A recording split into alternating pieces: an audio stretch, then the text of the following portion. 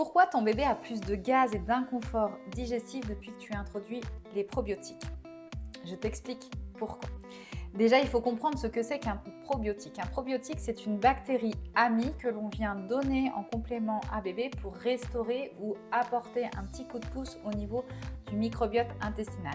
Souvent, il est recommandé de donner des probiotiques dans le cadre de l'alimentation au lait infantile, mais aussi on peut les proposer dans le cadre d'un allaitement maternel. Donc ces bonnes bactéries sont là pour améliorer le confort digestif et repeupler le microbiote intestinal avec des bactéries qui sont beaucoup plus favorables pour la santé digestive de bébé.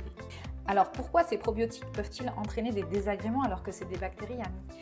Eh bien tout d'abord parce que ça entraîne un changement dans la flore intestinale. Cela peut entraîner des déséquilibres temporaires qui peuvent s'améliorer par la suite ou au contraire aggraver la situation, en provoquant justement plus de gaz et d'inconfort digestif. Ensuite, il faut savoir que ces bonnes bactéries aident à la fermentation des aliments.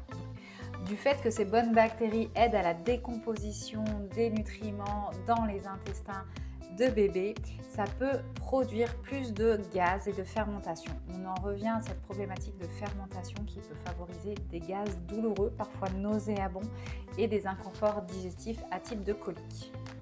Et ensuite, il faut le temps aux intestins de s'adapter à ces nouvelles bactéries amies. Cela demande un processus d'adaptation qui va entraîner plus de gaz ou d'inconfort digestif à nouveau. Dans ces cas-là, qu'est-ce qu'on peut faire?